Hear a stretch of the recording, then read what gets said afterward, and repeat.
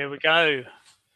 Well, good afternoon, everybody. We're just waiting for our speakers to hit the camera button and join us up here on the virtual stage. Thanks so much for joining us. My name's John Terry. I'm an interdisciplinary professorial fellow at the University of Birmingham, and I'm going to be chairing the discussion this afternoon. It's great that I've been joined by so many fabulous speakers, and in a moment we'll get them to introduce themselves before we get going with some of the question and answers. Just to say that on the right hand side you should see a box that says chat, participants and Q&A. So if any of you do have any questions, please enter them into the Q&A box. I know some of you have submitted questions in advance, and Caroline will be sharing those questions momentarily. Once there's questions in that box, there's a chance to upvote them. So if there's a question you really like the look of, click it, and that'll get further up the list and mean there's a better chance that we'll actually address those questions during the discussion. Just to say that you can either enter with your name or anonymously. There's a little box tick if you want your question to be anonymous. You just check that box and it will be anonymous.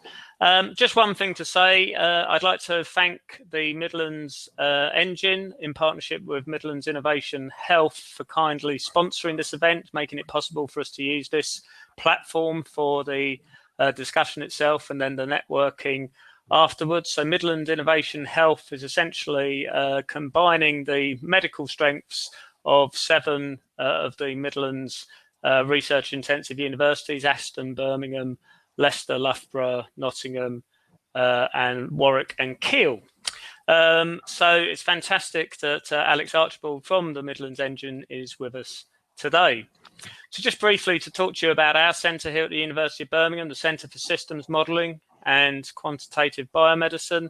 We're a group of innovators with backgrounds primarily in mathematics, computer science and physics, and we work at the interface with researchers in the biomedical and clinical scientists and clinicians directly, and we're looking to develop and apply mathematical models, computational tools to better understand fundamental biomedical processes and use that information to develop better tools for diagnosing and treating disease. So that's where we're coming from, and in this debate we're looking to consider what is the future for digital health, and to do that we've got some great speakers who I'm going to just perhaps give an opportunity to introduce themselves in the order I can see you. Dominic, would you like to go first? Great, I can try and set the tone. So I'm Dom Krishnan. Nice to meet everybody. I sit inside an organization called Nhs X. It's a fairly new organization. I specifically sit in a team called the Nhs AI Lab, with the remit for supporting the safe adoption of artificial intelligence into healthcare. I joined officially in January, but I've been in healthcare for a while. Good to see some familiar faces. I've been given the remit of head of imaging for an AI, which basically means how do we support imaging clinical pathways? How do we advance algorithms to be used safely in our various clinical operational programs, both diagnostically and otherwise. We can talk about that more. Perfect. Georgina. Hi there, I'm Georgina Carr. I'm Chief Executive of the Neurological Alliance, which is a collaboration of more than 70 organisations all committed to transforming care for people living with neurological conditions in England. Fantastic. Ian. Good afternoon. My name's Ian Stiles. I'm a Professor of Computational Life Sciences in the School of Computer Science at the University of Birmingham. I'm also the University Lead for Data Science and AI and the Lead for the Alan Turing Institute with the University. My own interests are quite not dissimilar to John's, actually, in that I work on understanding fundamental biomolecular processes that underpin life, with a particular interest in phenomena such as cell signaling, and I do a lot of work with imaging technologies. So I'm very, but mostly at the microscopic level. So I'm very keen to hear Dom's perspective on clinical imaging. Fantastic. Liz. Hi, my name's Liz Sapie. I'm a medical consultant working at the Queen Elizabeth Hospital in Birmingham in acute and respiratory medicine and Acute and Respiratory Medicine at the University of Birmingham. I'm director of the HDR UK hub in acute care called Pioneer, and this is the hub which connects and curates health data for any unplanned healthcare contact from primary ambulance service and secondary care, and sharing that data responsibly with a North Star of improving patient care. Fantastic. And just to clarify, HDR is Health Data Research, is that right? It's Health Data and Research UK. Brilliant, thank you. And Daniel. Thanks, John. Good afternoon, everybody. My name is Daniel Ray. I'm Chief Technology Officer at Birmingham Women's and Children's Hospital. I'm also data for the STP. I hold a professorship at University College London in health informatics. And I was also an exec for 4 years at NHS Digital, where I was Director of Data and set up the National Data Science Centre. Fantastic. So as you can see, we've got a very diverse range of interests and experiences. So I think we'll be getting some really interesting perspectives. So I'm going to abuse my chair's privilege and set the first question to the panel, which is possibly gentle, but maybe quite interesting, which is, what do we actually mean by digital health? Because it feels to me that there's quite a lot of ways to interpret that. So I might come to Dominic first to give us the NHS X perspective on that one. So look, digital covers every part of our ongoing life in day-to-day activities, the ones and zeros of how we collaborate and communicate, how we share information. And in healthcare, this is really, really important. The ability to share information fast and safely to other people so that we could make decisions as quickly as possible is where digital kind of really adds value versus what we used to do many decades ago, where things were very analog and shared on, I'm saying there's still some paper activities, but ultimately, how do we move from that analog process to make things more efficient? And digital adds a lot of value to that. And I'm sure we'll talk over the next hour and a bit about some methods of how we can do that and where math and other bits can come in to make sure that we use digital in its broadest landscape of activities to support the health outcomes that we all want and deserve. Fantastic. And perhaps on the sort of hospital side of things, maybe Liz and then Daniel, what's your perspective on what we mean by digital health? Yes, thank you. An easy question to start with then. For me as a clinician working in the field, digital health has been an accelerator in driving safer, better, individualized patient care in front of you right there and then when they need the care, as opposed to waiting 4 weeks for various letters to drift them way to you. So electronically connecting all of the points of care so that that health information can be shared securely. And it's not direct about being able to utilize that data, the challenges. And with COVID wave 2 upon us, perhaps that's never been. Great. And Daniel, from your perspective as a Chief Technology Officer, I guess digital is a pretty important aspect. Yeah, I mean, never waste a good crisis, right? We've seen an uptake and acceleration in the use of technology to enable our consultants to manage and deliver healthcare on a scale that we've never seen before. When I joined back in January, it was front page news of the hospital newspaper that our specialty had used Zoom to hold an MDT and engage with patients.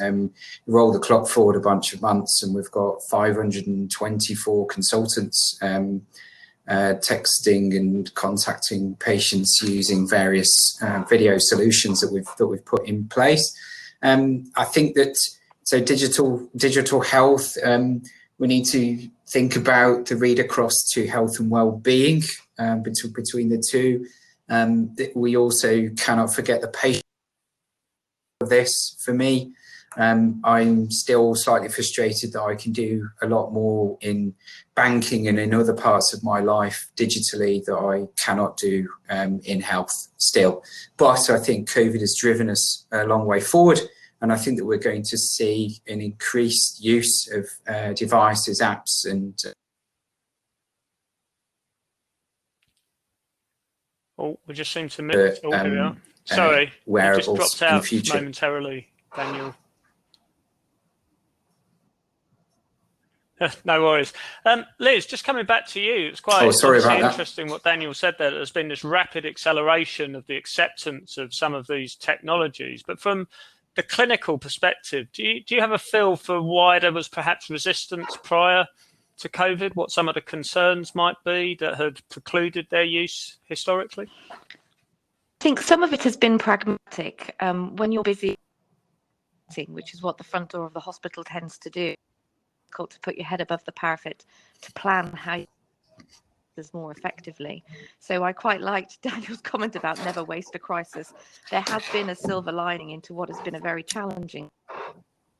Has been the adaptation and adoption of some of these digital solutions. So, for example, I'm doing a lot of my clinics now where I used to see 20 people who'd be lined up in a clinic room and come in and out one by one. I'm now seeing the majority of them in their own home setting. If I can say, do you find it difficult to walk to your stairs and back? They can show me that, which I've never been able to see before. And maybe only 2 or 3 people actually come up to the hospital for that kind of contact. So it's been an incredibly useful. I think it's been a question of having the time to realise its benefits, but also we've had to take our patients with us on this journey. So whilst in particular some aspects of the younger generation have been really embracing these technologies, some of our patients, particularly those from lower socioeconomic groups or for those where language is a barrier, it's taken a little while to embed this kind of idea of virtual clinics into their life, and COVID has certainly accelerated. That's really interesting. So perhaps I'll come to Georgina next. So from your perspective, as heading the Neurological Alliance, what sorts of opportunities do you foresee for your members for digital health? So I think there's lots of opportunities, and I have to say I also agree with the never waste a crisis in terms of accelerating some of the changes that we've seen. It's undoubtedly meant that for some people with neurological conditions, they've had some contact with specialist services at what's been clearly a really concerning time. That's not to say, though, that everybody has benefited from that. If anything, COVID has also, and some of the digital acceleration has also shone a harsh light on the health inequalities that existed prior to COVID as well. If I think about kind of what other opportunities there are from the perspective of people with neurological conditions, it might mean that we can improve how we understand experience of services a bit better and come to one version of the truth in that respect. And we don't kind of currently link those data sets particularly well at the moment. It might be that we're able to personalise treatment that people are receiving, and we've got a better understanding of how effective that treatment is going to be for that particular patient. It might be as well that we're able to understand outcomes of care in a more detailed way as well. From the perspective of the patient as well, it might mean they connect to somebody who's experiencing similar stuff to them in a more prompt way. So, linking them up for kind of peer support is really important. And then thinking about my membership, which is predominantly charities, it can mean that they can link up as a community more effectively to deliver services perhaps to people that otherwise might not have been able to benefit, so that you're able to kind of amplify that reach and make your resources go a bit further, which is so critical at least at the moment. And sort of in the light of the ongoing pandemic, have you found charities more willing to collaborate together during the crisis, or is there any sort of challenges? Because I guess funding is in short supply for charities at the moment. How's that been from your perspective? It's been, I definitely am seeing kind of a change in terms of people's willingness to collaborate. I think the behaviours you're seeing, we're all kind of in this together, right? So we're trying to manage this. We have to kind of work in a different way. And collaboration is really the only way we're going to get through this, to be honest with you. So I think that's great. Where you still see challenges are things like sharing of data and insights in terms of, for example, how people with MS have experienced the pandemic. That you're not seeing necessarily perhaps the sharing of data that you might like, that might be able to lead us to kind of more detailed insights in terms of how we build back better. But, I think that's to come, to be honest. You're definitely seeing a bit of a shift. Great. It's really interesting. And I'll perhaps come to Ian now to give us perhaps on the sort of more academic side of things. What's your take on digital health, and what can universities contribute to this agenda? So, I think lots of bits of healthcare have been digital for a very long time. But when we talk about digital health now, I don't think we're I think we assume that all the underlying technologies have already gone digital some time ago. So we're really referring to a more joined up integrative approach where we try to pull together all the bits of information that are held in the healthcare system. And I think in the longer term, try to integrate this with things like wearable sensors, things like Fitbits and sensors in your phone, to try to get a really holistic picture of how our health and our lifestyle and our habits are all interrelated, and how we can really dig down into that information to make better decisions about our health and about how we make interventions. And I think from the academic perspective, there are really some very interesting questions about what we can do when we look at this type of data aggregated over a population, because whilst that population level data will allow us to really dig down and identify patterns that you wouldn't obtain from looking at individuals, that you wouldn't obtain without this holistic picture of an individual's life and health. And that can be used to really inform large-scale interventions that can improve public health, I think. And then there's working in the opposite direction to try to integrate what we know about, say, drug interactions from experiments from trials on humans, and to push that back down the scale to understand what the molecular implication, what the molecular cause of those interactions might be. And that type of information, which I think you can probably only get at a population level, can help us drive the development of better therapies. That's really interesting. I mean, do you see, though, any tension between sort of population level effects and interventions and individual health? I mean, just for example, in the current pandemic, it feels like there's that kind of tension between public health intervention that impacts everyone and individuals' interpretation and experience of that intervention. What are your feelings on that?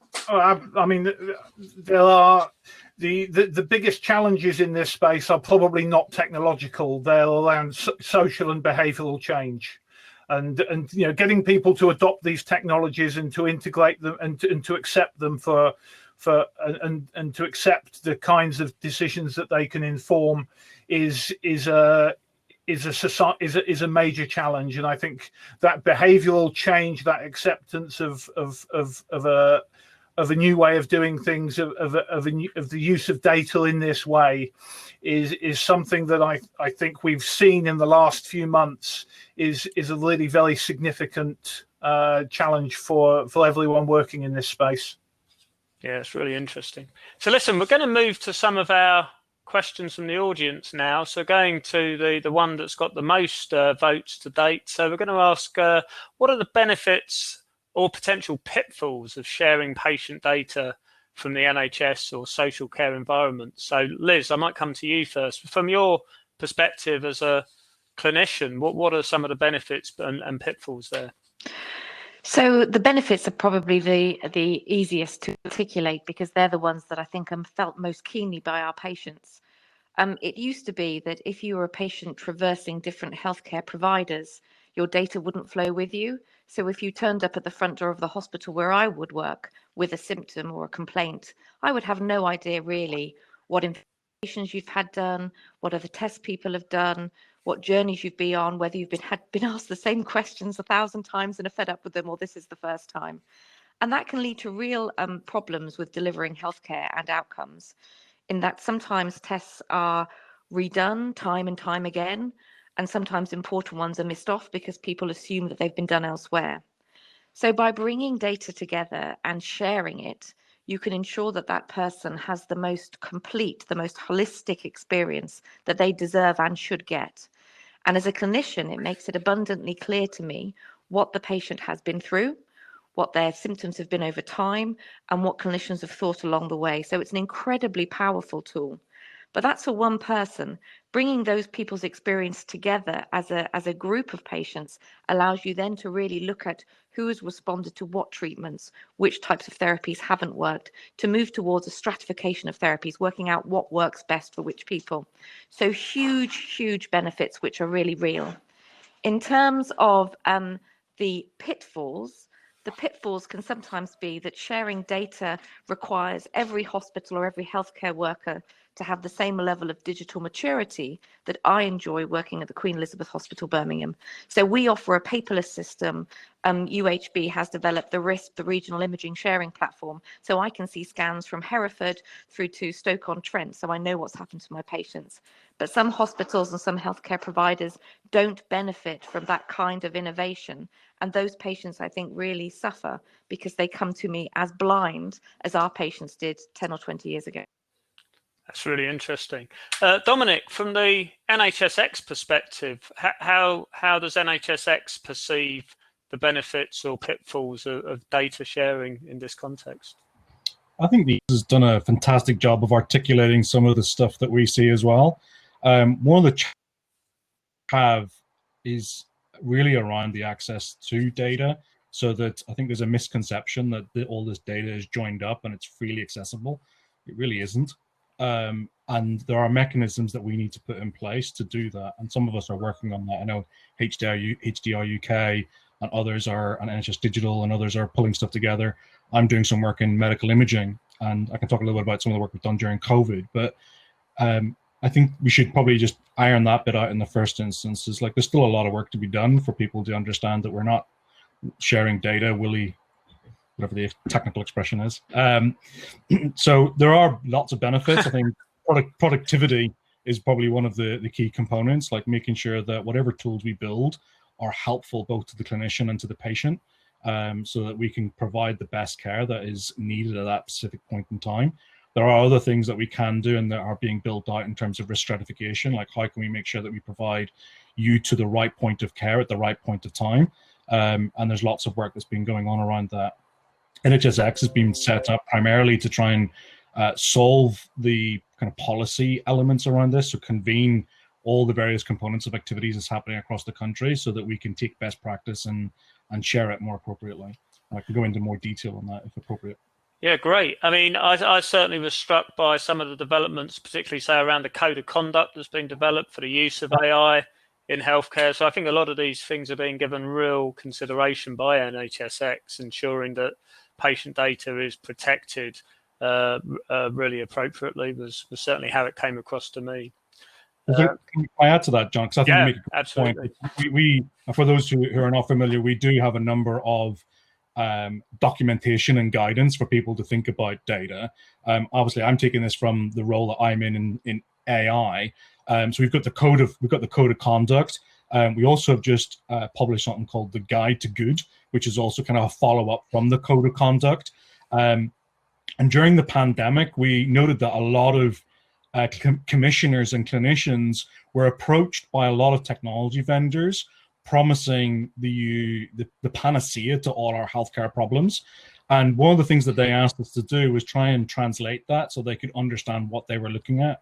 So we've produced a robust enough guide, and you're welcome to review it, which is the buyer's guide. So if you're going out to buy technology, specifically AI, which is a little bit more niche, what are the things that you need to think about? And there's lots of standards and there's lots of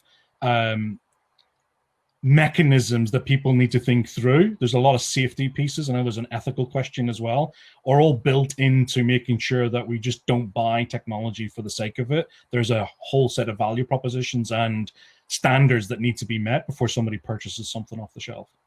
Yeah, that's great to hear. I might come to Ian next. So obviously so far we've heard about sort of data sharing from the sort of hospital and clinical side of things, but from an academic perspective, Ian, what do you see as the opportunities for sharing data, and also what are some of the pitfalls and steps that university take to safeguard against them?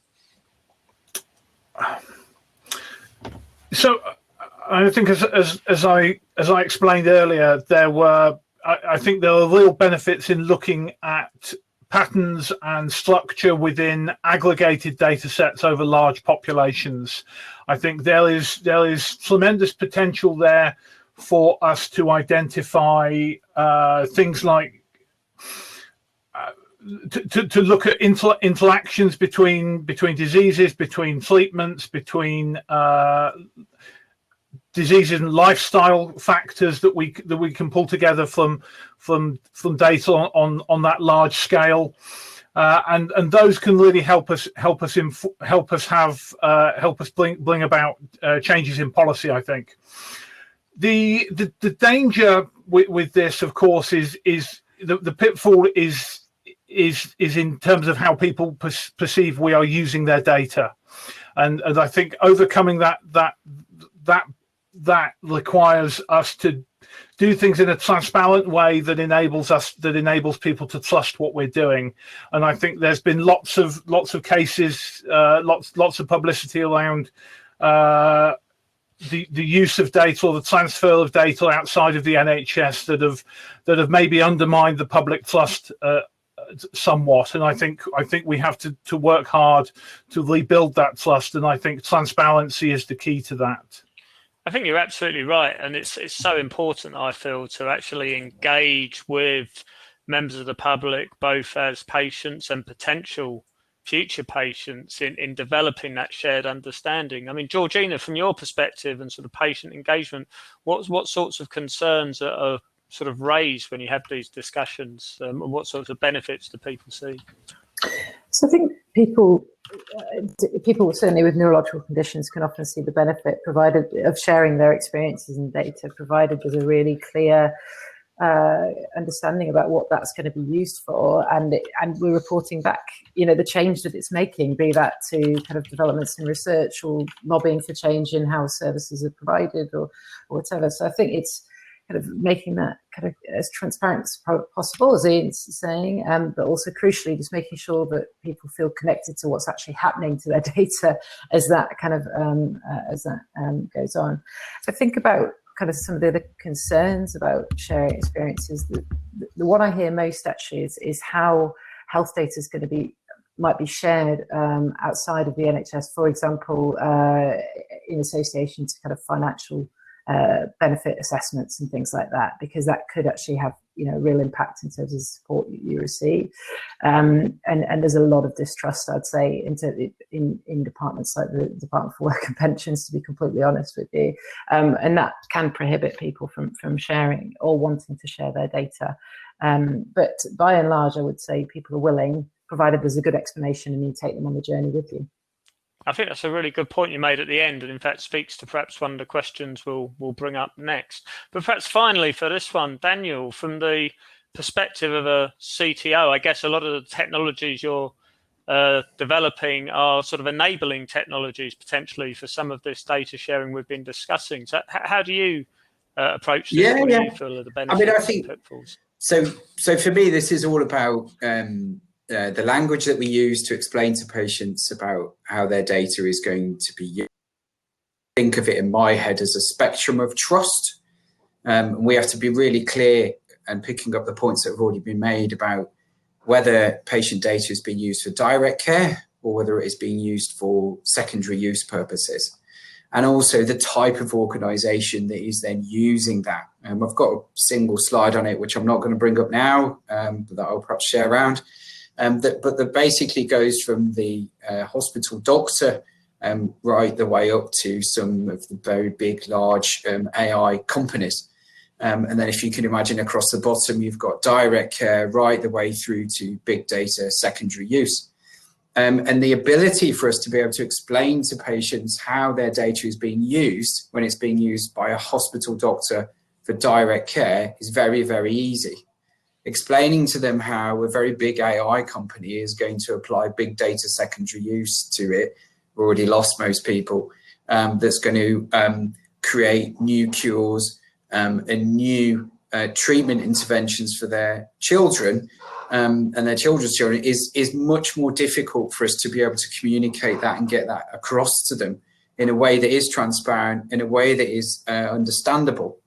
But it's all about the spectrum of trust, and it's all about a trade-off. So I, as a patient, what do I get by my data being used and being shared? And then the company, the doctor, the research, whatever, what do they get? And I think as long as the balance is fair and it's equitable and it's well understood and well articulated, then we will be safe to continue to use patient healthcare data forevermore.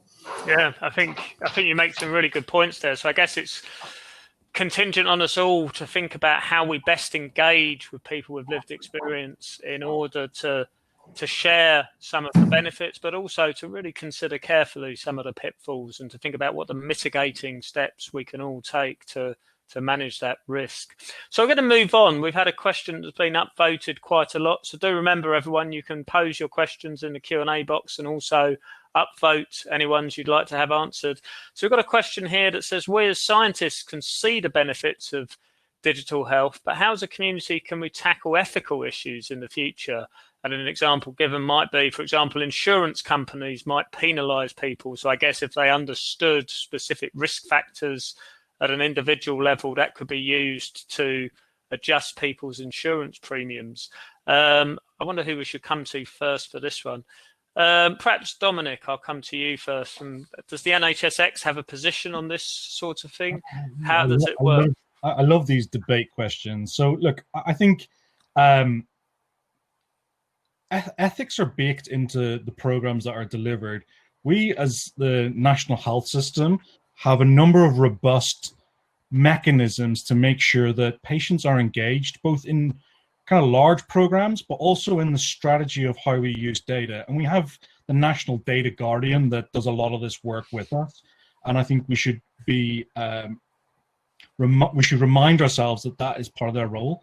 And they're going out to do further consultation, and we can break it down into direct care, secondary care, and also, you know, unique use cases for, do you want algorithms to pick up early detection of cancer, yes or no? Do you want that charged back to the National Health Service, and what do you define as fair? I think we should be clear on that. And we as NHSX, on the kind of value of data, have a team specifically looking at this. They were called the Center of Expertise. They're rebadging their names to be a little bit more explicit, and I should know this off the top of my head, but I don't know, but specifically looking at the value of data, and how do you define those fair pieces. And some of the work that I'm doing specifically around imaging will address some of those bits. So if you're able to detect cancer early, or you're able to detect cancer in, for example, breast screening, what would fair look like? And I think they're live questions that we don't answer for ourselves, but we answer as a society, as part of those institutions. The other bit on the ethical piece is, I think, another point to make is we do have the Center for Data Ethics that are the kind of leading people that take these conversations very seriously. And kind of, without naming too many large institutional organizations that take this as a serious problem statement, are people like the Office for AI as well. So not just in healthcare, but across the board, ethics are embedded into the way that we use algorithms, and there's lessons learned across it. Obviously, healthcare is a lot more sensitive and has more edge cases that we need to think about. I don't know if that answers your question, but I think probably just as a reminder that it's not just a bunch of people doing projects and sharing that data with insurance companies. Sure. I mean, Daniel, from your perspective as sort of a member of a senior leadership team of a hospital, I mean, how much of your time in the sort of senior team is spent considering these sorts of ethical challenges, and what does the hospital how does the hospital reach a position on them in terms of, I guess, the trade-off between benefits and risk? Yeah, I think it goes a little bit back to what we were just saying about being transparent and how we articulate what the benefit and what the trade-off is for either a single patient or for groups of patients. So the question hones in on how do we tackle the ethical issues. It's articulated. There are some really well trodden organisations, passed laws that have come into force that we have to follow, that we utilise when we're going to make a decision about whether data should be shared or utilised for a particular purpose. On the insurance companies penalising people, I mean, this is going to get more and more complex for me, and more controversial as we understand the genetic makeup of people more so. I'm a non-exec director, a trustee on the board of an allergy charity. We're having this debate at the moment about how the use of genetics is going to enable us to better understand what risks people are and aren't going to be exposed to. So the understanding around this is only ever going to increase. And this is a question, or a very much bigger, larger debate that needs to be put to the public about how the fact that the NHS is free at the point of need to anybody at the moment, regardless of their burden. And we've got a tax-based system that's linked to how much you earn, whereas we've got a need-based system which is based upon use as much as you need. And I think that's a much bigger, wider debate that that does need to be had in terms of that second part of the question. Yeah. And Georgina, do your members, I mean, in their engagement with people with lived experience, do they get a lot of ethical issues raised in this space? What sorts of things are coming up? So we hear some queries, to be honest with you, but by and large, it's people are comfortable with sharing their experiences. It comes back to the point mentioned before. I was just thinking about some work that's actually been done in asthma that showed, I think it was more than 80% of people were happy to share their experiences, provided they knew that that was going to be used to further research into asthma or treatments into asthma. And, you know, and so I think there's obviously kind of a wider debate that needs to be had. I think we need a more in-depth conversation, certainly with people that might be disproportionately impacted by kind of greater data sharing and so on. But what I tend to hear is that people are happy to share their experiences. Again, provided they're very clear about what they're being used for. And Liz, from the clinical side, what is the perspective there? And I guess perhaps from a different ethical perspective, is this sort of ever-increasing pool of knowledge always beneficial to patients, or are there risks? I mean, I'm always struck in terms of, as a mathematician, even though I'm quite well versed in statistics, sometimes I find it quite difficult to interpret risk and statistics. And I'm sort of wondering whether there's any dangers of sort of telling patients statistical information without giving them sufficient information about how those should be interpreted. I don't know what your thoughts are. So it's an incredibly and increasingly complex area and world in which we live in, one that is incredibly data rich, but turning that data into information that's understandable and turning that information into something that empowers people is really important, and part of the job I think that we all have if we're working within this space, either in the healthcare, in data science, or in the charitable sector, to try and make sure that that's really important.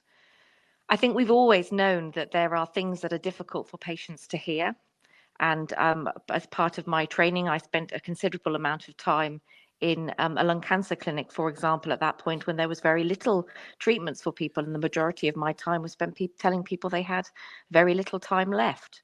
Now, because what we've learned by bringing together genomics, and particular tumor genomics, the 100,000 Genome Project, patients' lived experience, PROMs, patient-reported outcome measures, which means we really understand what a treatment is doing, as well as just measuring a nodule on a CT scan, means that those conversations have become enriched with different offers and opportunities. So yes, it's more complicated. It's always been challenging to tell people risks and information that might make them aware of their own mortality or morbidity, but our job is to do it fairly, humanely, and in a way that is understood, so that we give them the most opportunities that they can possibly have for their illness. And digital health, and bringing together digital health, gives us the opportunity to offer more and more in this space. Great. And Ian, perhaps finally from you on this one, from the sort of academic perspective, how are ethical issues handled? I mean, is there ever any questions that people ask you to consider researching that you feel that's just not appropriate? How do you handle that? I mean, one has to be very careful in and around this data-driven space, because there are many risks that many of which have already been articulated. But I think some that are becoming particularly apparent in the type of work that I'm seeing being done are what happened in terms of intrinsic biases in data, and in terms of how we can mitigate for things like historic bias in a data set if we're making population level inferences about behavior or about causality. How do we mitigate against what's happened in the past, where there may well have been intrinsic inequalities in the healthcare system, and how do we account for that? I mean, we've already seen one example of historical data being used perhaps incorrectly this year in terms of the A-level results, where the school's previous performance at A-level was used to help inform the grading of candidates this year. Would we really want to see such historic bias incorporated in a healthcare system? And I think that the issue of how we mitigate for bias in data when we use that data to train algorithmic decision-making systems is something that we have to be very careful with. I think we also need to be careful in this space that as we move towards more digital health systems, that digital poverty does not then lead to healthcare poverty. We know that there are issues with digital poverty affecting access to services like banking. We probably would be uncomfortable with, we may well be uncomfortable with that. We would probably be much more uncomfortable if digital poverty affected access to healthcare systems. And so I think that there is great potential here if things are not considered carefully for inbuilt inequalities to be amplified. But if we do things right, there's potential for them to be for those inequalities to be addressed. And I think that has to be taken into account as we move forwards with developing in this space. Yeah, I think your analogy with the school results is a really interesting one, because obviously in the sort of clinical space, we might be thinking of developing decision support systems. Yeah. So systems that sit alongside expert decision making. Whereas in that case, it was kind of they sat in complete independence of each other almost. So you had predicted grades from teachers that were initially ignored and replaced by the algorithm, and then we gave up on the algorithm and moved back to predicted grades. But it might have been interesting to see what could happen if the two combined in some way, so they informed each other in a more specific way, which is the sort of approach that the course is being developed in many medical areas. I think that's quite an interesting analogy, mate. I think that's right, and I think certainly in the short term with the technologies we have available, we're going to be looking at very much at human in the loop algorithms, where we might use an algorithm to help guide our judgment, but ultimately there will be a human there to check that it's actually doing something sane and sensible and reasonable. Yeah, Dom, do you want to come back in? I think this is a really important conversation. I think it goes back to Daniel's comment about trust. And we in the UK have a very heavily regulated system for healthcare. And for anybody that's interested or has not spent any time in UK regulations for healthcare, should spend some time at it. Reform, a think tank, did some work with us. I can't remember what year it is now, last year, that mapped out the regulatory landscape for anybody that wants to develop digital health technologies. And I'll make it explicitly clear, it's quite difficult to get your product from innovation to deployment into a clinical setting. And regulation means that the technology cannot get to market unless it's safe. Now, that comes with a number of footnotes and caveats in terms of data quality. But from the work we'll be doing in the AI lab, specifically has been trying to address what are the additional requirements. So for example, if you want to introduce something into a screening program, how do you make sure that what people publish as exemplary studies, that they are robust enough to be deployed safely into our health system? And I think that needs to be doubly stressed. We are working round the clock to make sure that we can introduce additional steps and processes to make sure that we and the technologies that we're working with produce the right volume of evidence to reassure us that their technologies are safe, both ethically, technically, and clinically, and also that they come back to us for a return of investment, as Daniel mentioned earlier about the ongoing cost of delivery of care. Yes. The last comment I'll make on that is that the Nhs AI Lab, as part of our 4-year program, have a program of work called the Nhs Ai Award. And we're working with technology companies and research groups to help them provide additional evidence that's required for them to think about getting to market. because I think a lot of people think, oh, I can statistically make an interesting model, but that doesn't mean that you're going to get used at all. And I'm sure other colleagues that are working across this in the landscape will probably have some comments on this. But I think just going back to Daniel's comment on trust, just explicitly saying that this is a key component of what we're trying to do.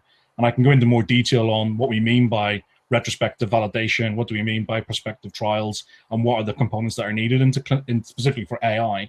So I think that's the kind of edge case for digital health.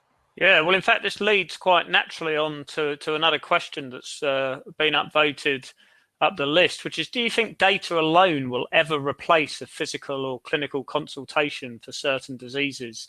And if not, I guess why not? So Dominic, perhaps you could continue on this note first of all. So this is great. We're going to have a debate now. I love it. So look, the work, and let me do it on my piece, the bit that I'm working on. So I'm working on imaging, primarily in radiology. So at this point in time, and for the foreseeable future, we will not replace the radiologist and we will not replace the radiographer. And the reason for that is that we need to make sure that they understand the output of the algorithm. It can help them be informed of what they're seeing on the screen, but it does not take away the intuition that they have with all the other sets of data that is around that specific patient.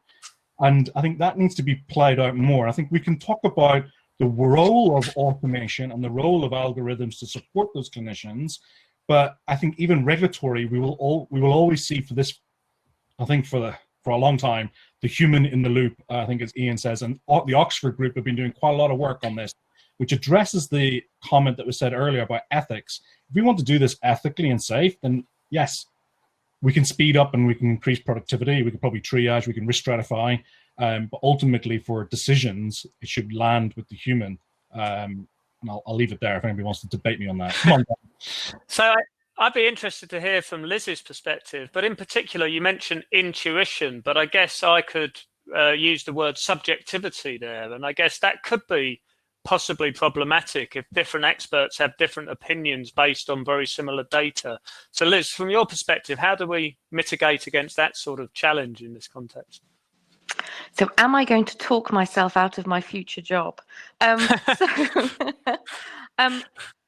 If you'd have asked me this question 2 years ago, I'd have said absolutely not. You know, the physical contact, and even not through a video screen, the physical contact of touching somebody is incredibly informative in understanding whether they're ill or not. But I think we've all been on this accelerated journey.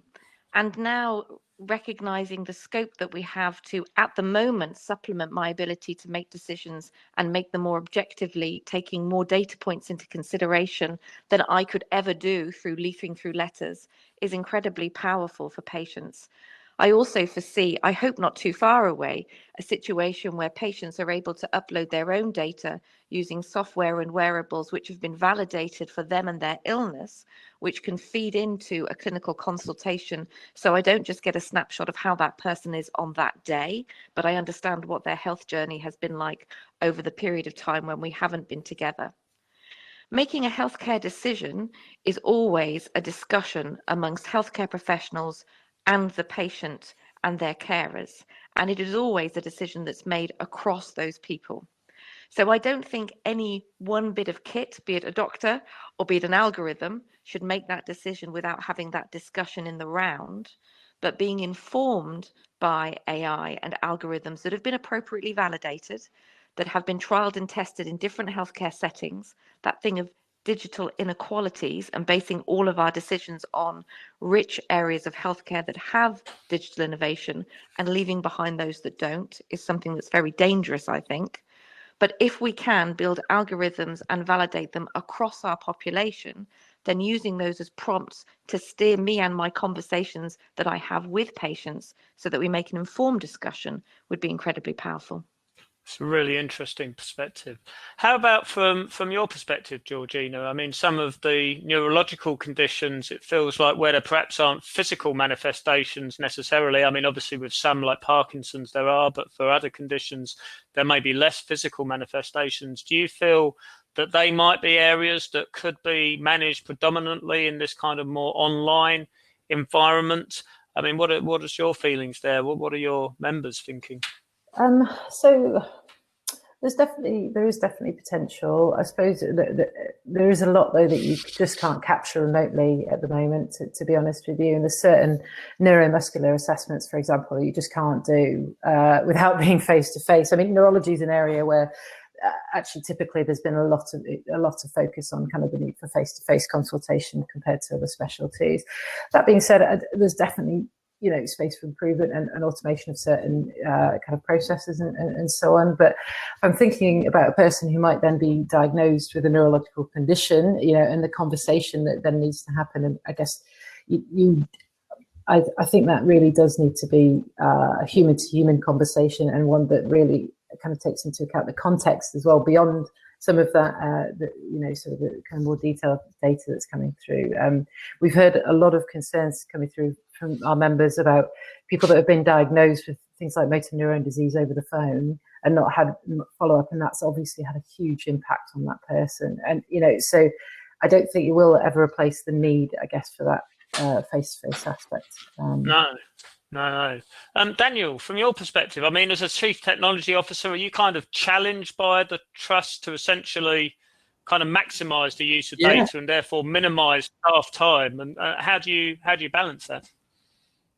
Yeah, so I'm definitely at the other end of the spectrum to my colleagues. I've read the question really carefully. So do we think data alone will ever replace a physical contact consultation? It will. Yes, definitely. And it also says examination for certain diseases. So we have to be clear, and I think the point's well made about decision making versus decision support. And human beings and doctors are extremely clever people who take complex pieces of information and make very complex decisions. But there are a number of already well demonstrated examples where uses of AI in examining DICOM files, for example, and other methods that have been deployed have been proven to more accurately diagnose diseases in a range of conditions far more reliably than some of the most advanced human clinicians. And we have to be really careful, and there's a whole range of issues linked to this around de-skilling and all sorts of other things that are linked to clinical practice. So I think we need to deploy the machines where is appropriate and sensible to do so, always with humans and highly advanced doctors having excellent oversight about what the machines are doing and maybe more of an audit role. But for me, there are some diseases already where I would much prefer to be diagnosed by an AI algorithm or a machine than I would a human being. What sorts of diseases are you thinking of? Just in case we're the hypochondrias of Jackson amongst us are thinking. I'll give you a detailed list afterwards, John. But no, I mean, a great example would be, and it was quite a controversial one that was published in Nature by Google Health on the imaging diagnoses that Pierce Keane did for Moorfields around wet macular degeneration, for example. And I mean, it was clear as day in a peer-reviewed journal about how the C statistics and the curves were much more than they were through human beings. We've got a long way to go, and we are right at the beginning of this, and there are loads of issues, MHRA issues, regulatory issues, device issues. Somebody said to me the other day, how many peer-reviewed journal publications do I need to get in order for an algorithm to be acceptable? Well, it's not as straightforward as that, and we've got to look at where the responsibility lies, which comes back to decision making and decision support. You can't challenge an individual algorithm in court, or the coroner can't ask a question of an algorithm, but it can of a human being. So there are lots of these issues that we've got to tackle, and we've got to be really, really clear about where the responsibilities lie when using an algorithm. But will it ever completely replace it? absolutely, already is. That's a really interesting counterpoint there. Ian, just conscious this is not perhaps one for on the more research side, but do you have any thoughts to add to this question? I certainly do. Great. So let me lean on what everybody else has said. Actually, there's a couple of very important technological issues underpinning this, lady. So first of all, I don't have a crystal ball, and I'm not prepared to say never. And I'm probably sitting with Daniel on this to say that there are indeed some diseases that we will be able to automate the decision process for to a very large extent. And if you'd asked me 10 years ago whether we would be able to do the things with images that we can do today, then I would almost certainly have said no, because there was no indication that the technology would exist at that time that allows us to do what we do now. But there's an interesting trade-off here on the algorithmic perspective, which is that between accuracy and interpretability.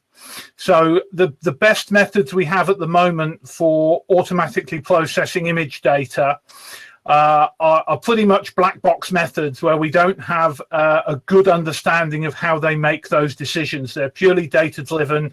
They don't have much in the way of structural bias built into them that allows them to allows their decisions to be easily interpreted. When you on the other side, the methods that where you can get a clear explanation of how they've come up with a decision, their accuracy is just lower than you'd want it to be in order to be acceptable in a decision making process. So what this means is that there has to be a very rigorous really engineering process behind these methods before you can put them into production, as it were. So what is the standard to which a black box method has to be evaluated before you are prepared to put it in the front line? And I think there's been some very good work. So I think Alistair Denniston in Birmingham is at the forefront of this, and Daniel's already mentioned Pierce Keen's work, and I'm pretty sure they're working together on developing those standards. The technology is not there yet for things to be standalone, for things to sit there on their own, I don't think.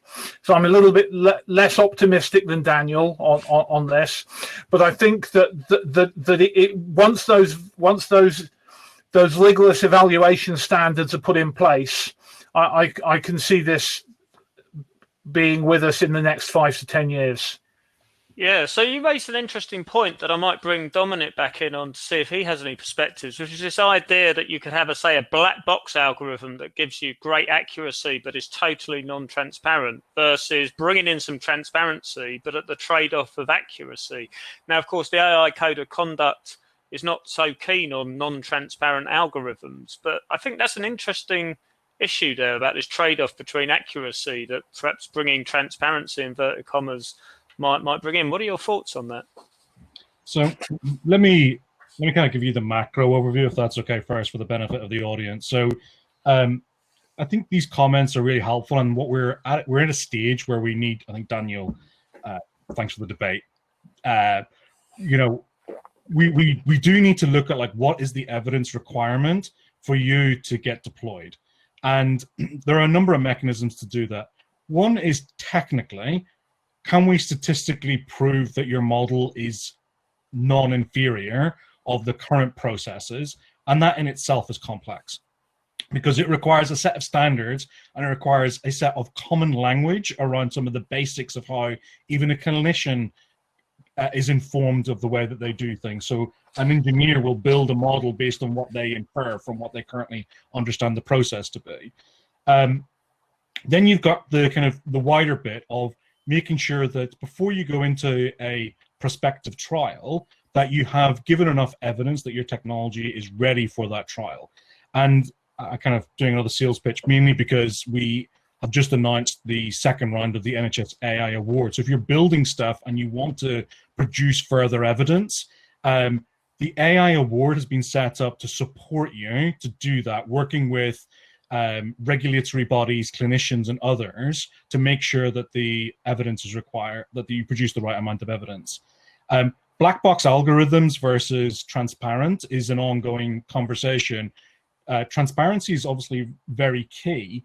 I think my comment on this, and I think with a pinch of salt, is that let's try and get some of the statistical models that we know, that we understand, ready for market deployment before we start thinking about black box algorithms and the state of the art in 10 years' time.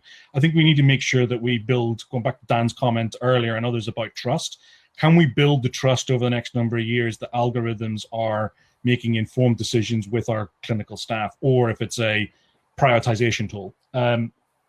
The other comment, I think you mentioned some great colleagues, Alistair and Pierce and others, in this kind of wider conversation, is the role of regulation. So what are the additional steps that people need to get to do that? And some of that is academically, and some of it is in clinical value cases. And we have bodies that do this work with us. And the AI Lab is funding a lot of this activity. So we started this conversation, one of the first roundtables with all the regulatory bodies, their CEOs and other arm's length bodies in January, and we're about to have another one this month, obviously delays due to COVID, to explore like how do we bring all these agencies together. And we're funding that through something called the Multi-Agency Advice Service, so that we can explore like what is the evidence that's required.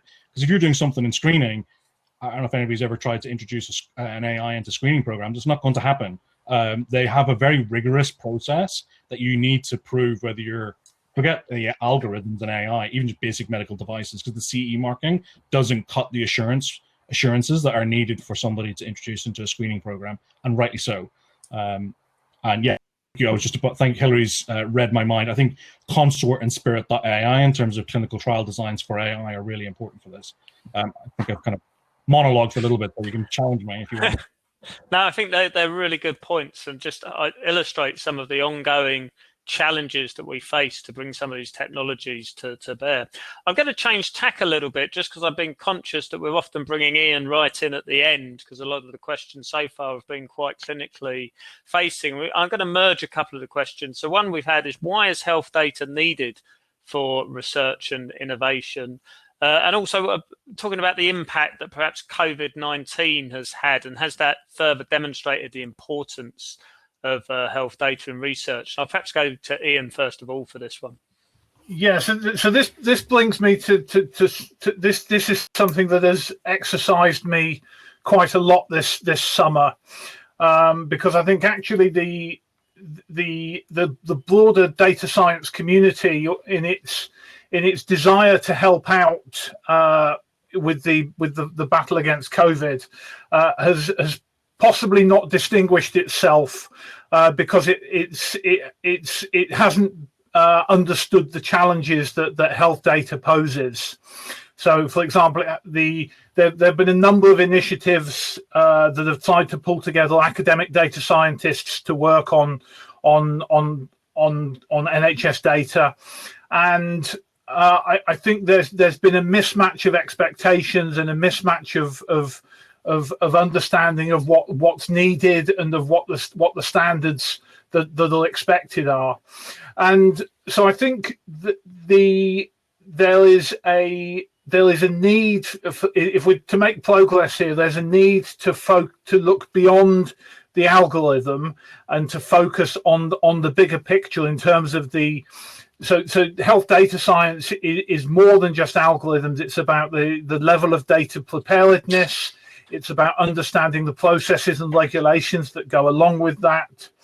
It's about formulating well-posed questions rather than just seeking to dig around in a sea of data.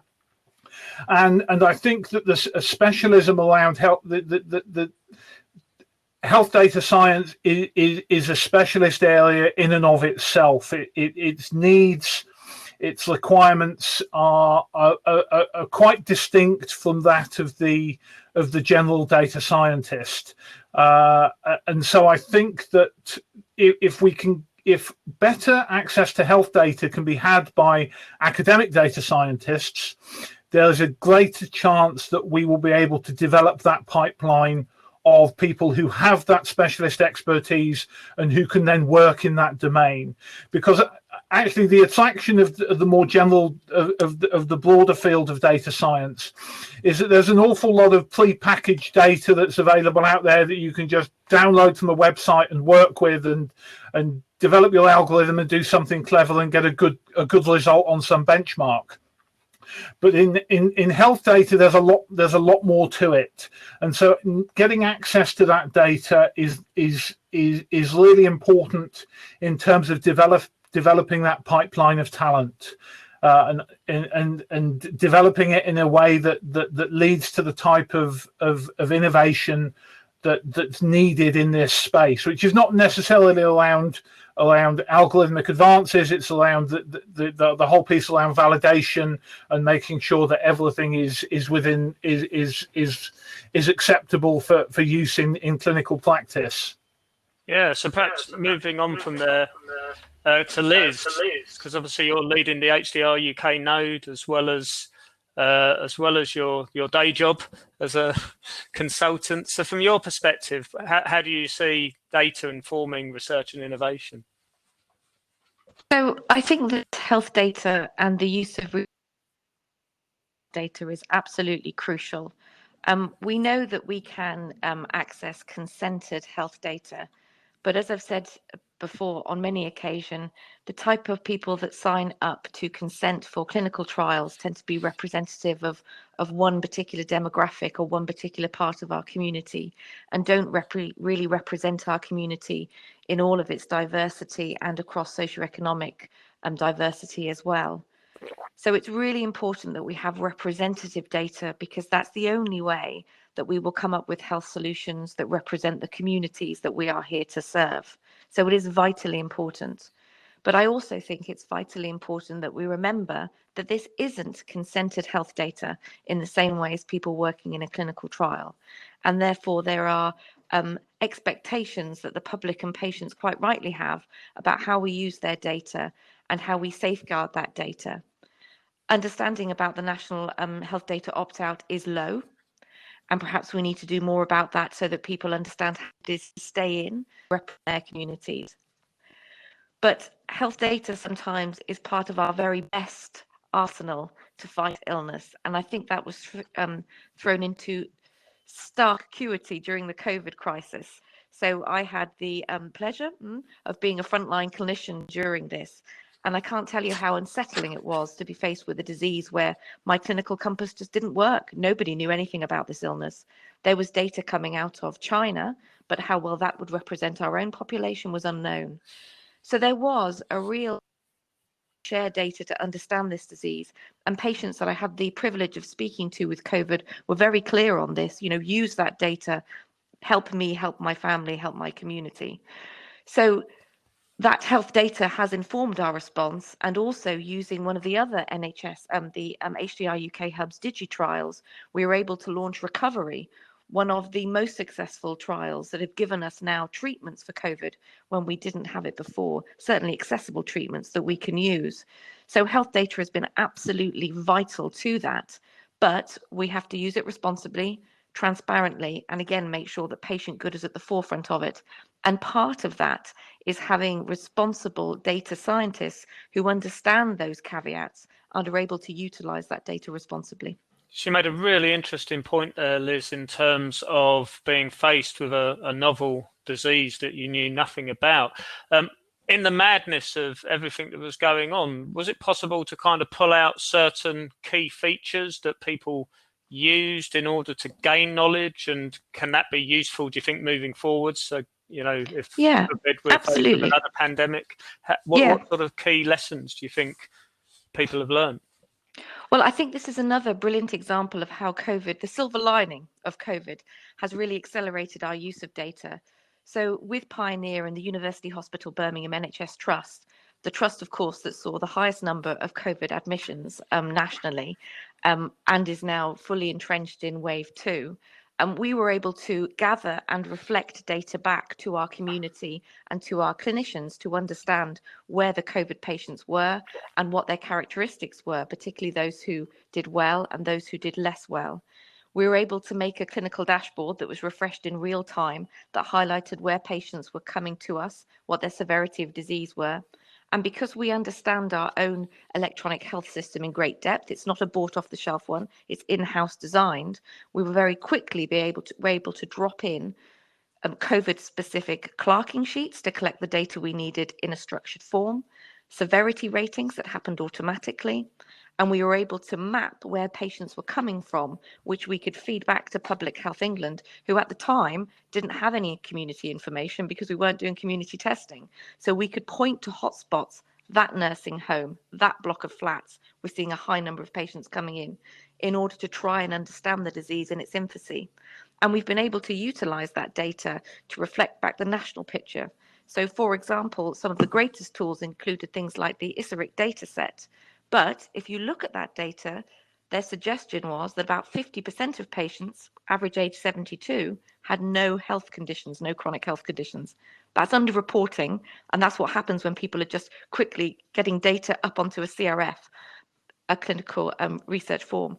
Because we had an electronic health system that was structured, we were able to provide really deeply phenotype data to SAGE about the risk for people from ethnic minority groups, particularly South Asian minority ethnic groups, because that reflects the Birmingham population.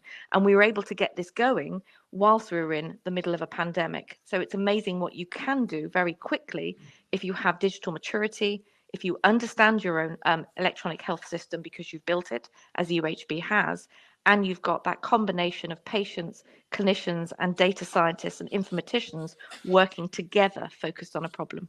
Yes, amazing. And I mean, the progress you've all made in such a short space of time is just phenomenal, I feel. I mean, and as you say, it's a great example of what can be achieved. Georgina, from your members' perspective, are they all focused on research and innovation, or is it a mix of partners, and how does data and research and innovation feed in?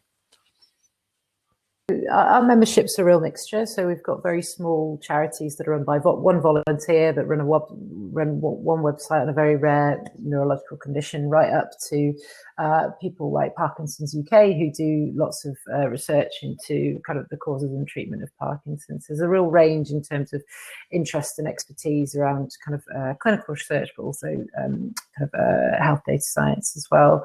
I think to kind of how some of this, what we've learned, I guess, through COVID-19 in terms of the data that exists.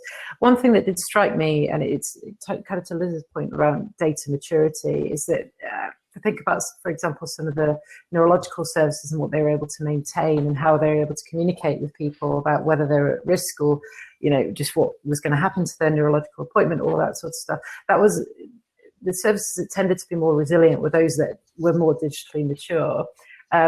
Take an example would be the identification of people who ought to be shielding right at the beginning of the pandemic. There was a lot of confusion initially about who ought to be doing that, and a lot of that was down to kind of the record keeping, I suppose, within specific services and how we were coding kind of outpatient appointments and that sort of thing, which absolutely then had an impact on the advice and the behaviour of people in terms of whether or not they were shielding or not. And there was very different responses from different services to that kind of issue.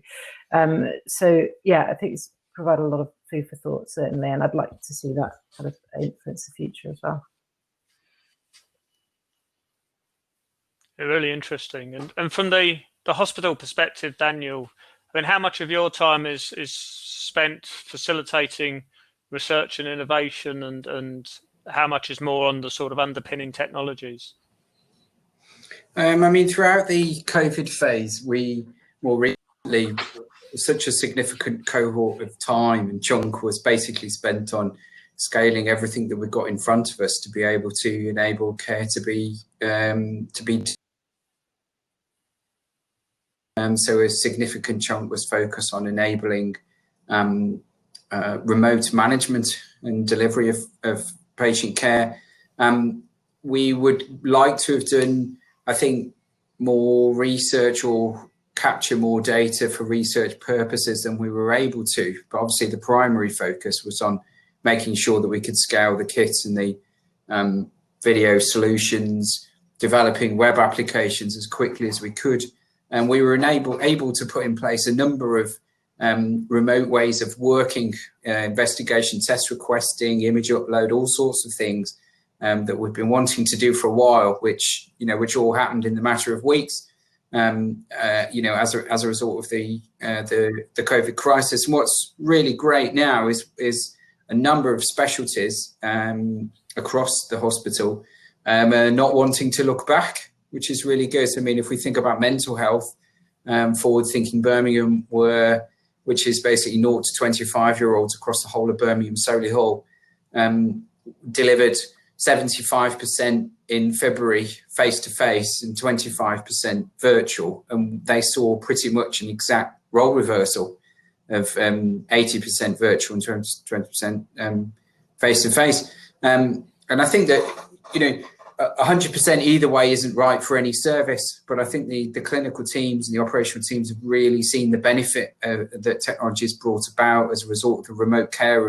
of patients using tech. And we've been posing a number of questions to each clinical team to make sure that if we do look at bringing back any face-to-face consultation, there are some really good reasons as to why that needs to be done, and I think the clinical teams have engaged that in a really fantastic way.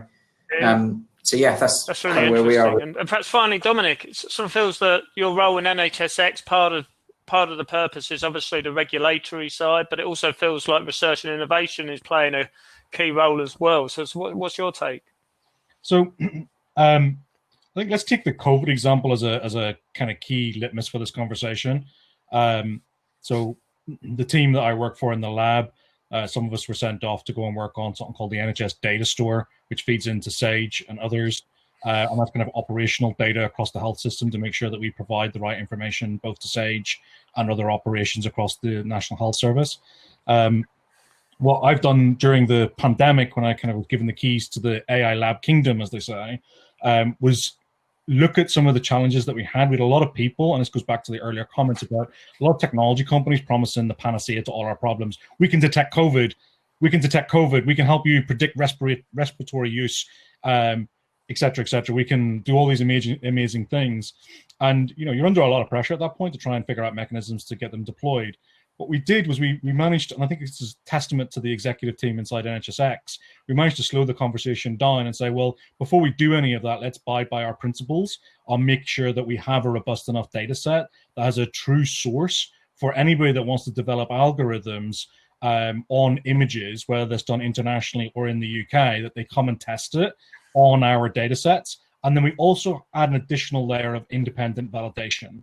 And you can go and access that today if you're a company or you are doing research. We are connected into HDR UK and other activities for the COVID chest imaging database, and that's wonderfully acronymed NCCID, where you can go and see some of the hospitals that are sharing data with us, some of the projects that people are working on, and how that then feeds into other activities. And I think just kind of going to some of the conversations that we've had today, I think making things tangible and real during the pandemic has enabled people, both at a policy level, regulatory level, data sharing level, to really understand the practical uses as to why we've always been talking about how do we scale up data collection so that it's accessible. So the myth that we've got this all already there's quite a lot of work that needs to be done, which then plays into, actually, is the quality of data that we've got, are we representative of the UK population? And we have activities and research papers from Ben Goldacre and the Oxford Group on the Open Safely projects. And it's the same here. Like, we've been looking at our statistical analysis. The hospital sharing data are not representative of the UK. We've got a number in the north that are missing. How do we fill in those gaps, and how do we make sure that those hospitals are sharing data with us? And this is ultimately so that we can test whether people's models do what they say on the tin. So if you're interested, you can go and have a look at that. I think it then plays into a much wider conversation that I would love to have with this group and specifically the people who are doing stuff around algorithms, both research and deployment. So we've got the National Institute for Healthcare Research, and they fund a lot of the research studies. What we're not very good at is taking that research and putting it into clinical practice, as we've played out in this conversation today. How many papers do you need to produce before you get to market? What's the regulatory landscape? what we want to do over the next 3 months is spend a little bit of time just kind of pulling the brakes on some of those ambitious conversations and say, what can we do at a national level to support the access to data in a safe mechanism, specifically images. Clinical data sets are linked to other bits, and ISARIC and ISARIC as a study was already mentioned. But specifically images, how can we get those into a robust enough place that we can do some scalable activities? And I would love that conversation, not just on the data collection piece, I think that's an important piece and we'd love to have that, but ultimately, how do we take a model that someone has built to be deployed back into the clinical pathway? And what are the mechanisms that both academia and commercial and trust level want to have that conversation? So I think my ask is, if you do want to have that conversation with me, we're going to spend the next 3 months going into detail on that. So we can find mechanisms either through this group or directly with myself. Great. Well, listen, I've been having such a great time. I've kind of lost track of time.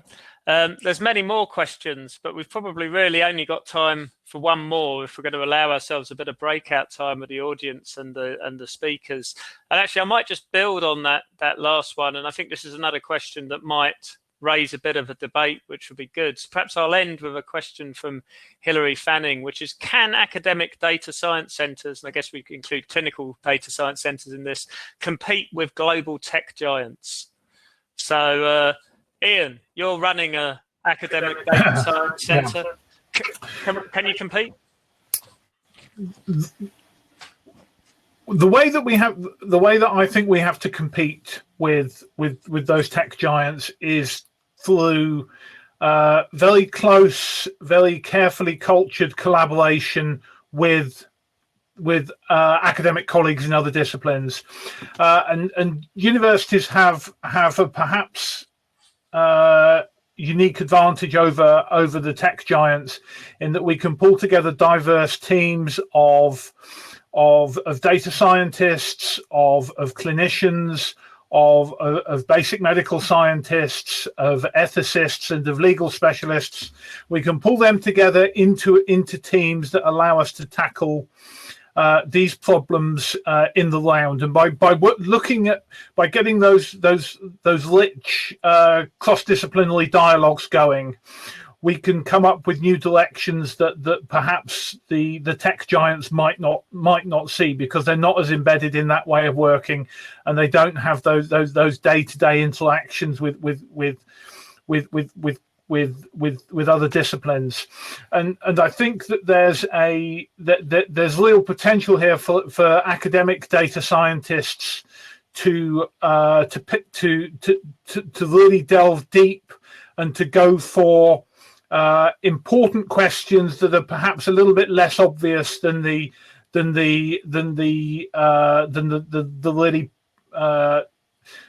large scale thing. So I mean, looking at problems like wet macular degeneration has been given as an example of a problem that can be tackled with effectively with imaging.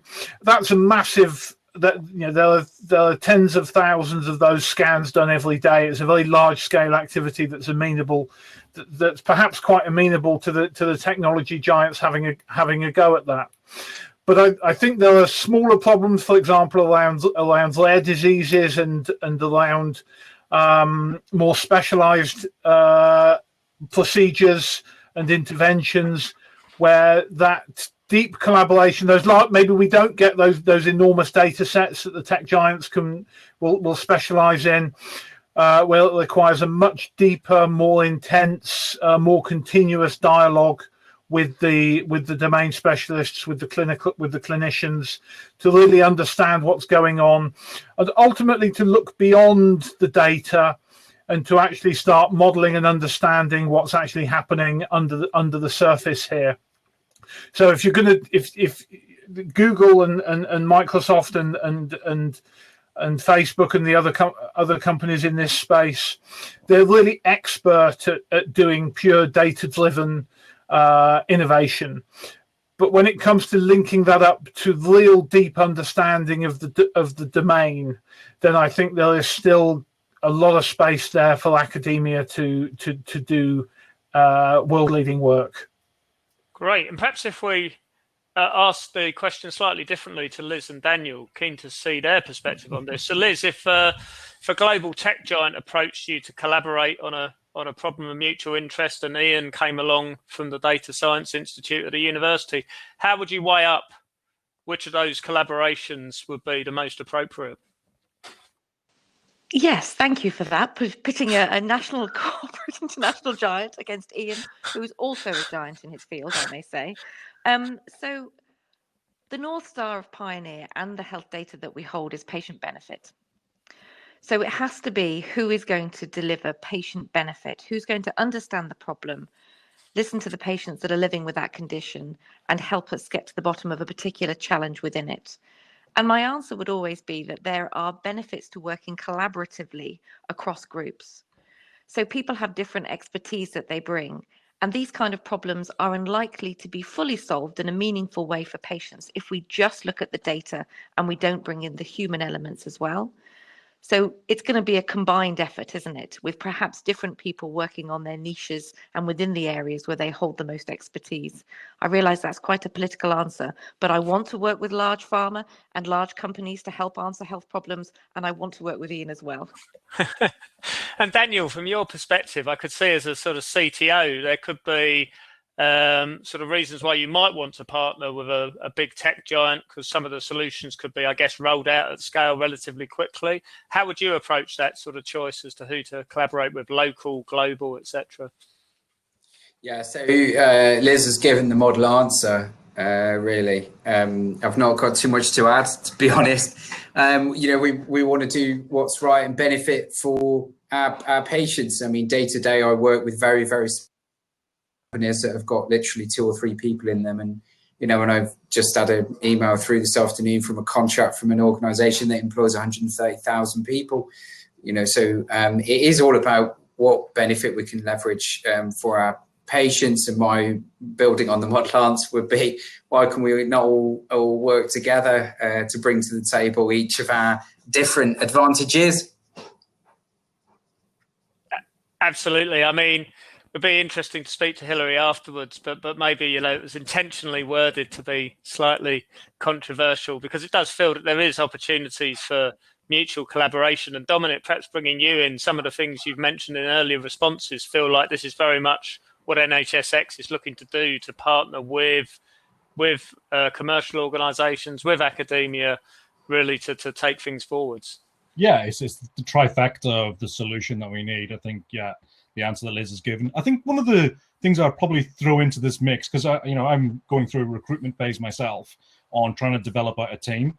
One of the challenges we have is the market competitiveness for really good data scientists. And I know that the clinical faculty of informatics have been having this conversation, Health Education England and others, for a while now. One of the challenges we have is the agenda for change pay grade does not lend itself well to recruiting really good data scientists. Let me put that in context.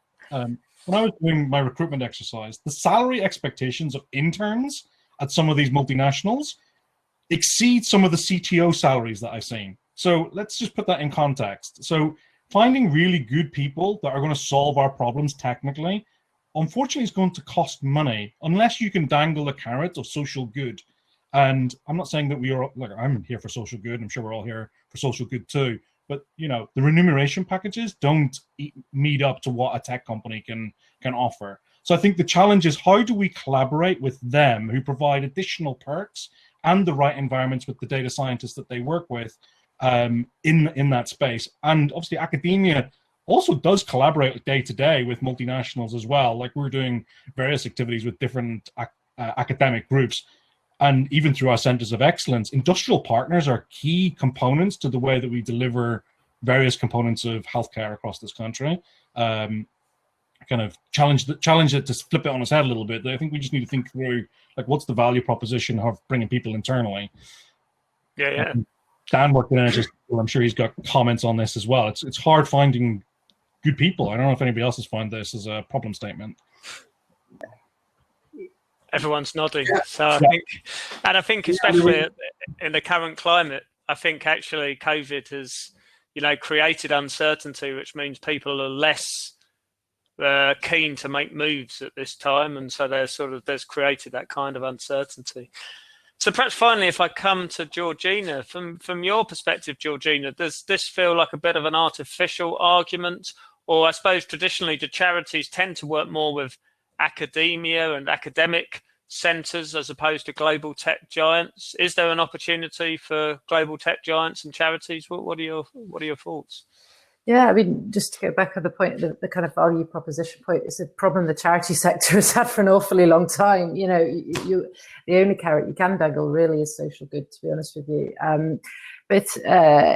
You know, the charity sector has got a really rich history of collaborating with the academic sector as well as industry, particularly kind of the pharmaceutical industry, etc. And there's very well, I guess, established kind of principles around what makes good collaboration, much of which I think could be kind of translated into this space. So I think collaboration is absolutely key. You know, the interests of people with long-term conditions are going to be at the heart of kind of deciding whether or not a collaboration is a good thing to go into. That's absolutely right. I think for some of our smaller members, kind of the thought of kind of collaborating, particularly with kind of larger organisations, is probably quite daunting and overwhelming, to be completely honest with you. So I think there's an awful lot we should be doing to kind of share examples of good practice and indeed just outline what makes a good partnership, to be honest. Fantastic. And I think that's a really good note to end on, that actually I suspect that a lot of the challenges in this space are only going to be achieved through partnerships, through collaboration, through different stakeholders working together collaboratively to make progress.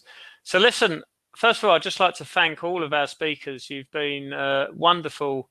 And it's been great to have a bit of a debate. You've not risen too much to any of my cheeky challenges at times, and you've really engaged in a great spirit. What we're going to do now is we're going to revert back to the floor mode, and there'll be an opportunity for everyone to have a chat with our speakers. The tables will be set up. You can sort of hover over and see where people are. Feel free to mingle around the tables. You just need to double click on a spare seat, and you can come and join any of our speakers or colleagues from the SMQB. The meeting's going to be open for about another 30 minutes or so to enable those discussions, and it will be great to speak with you all on the floor in a moment. So we'll just revert back to that mode now. Thanks.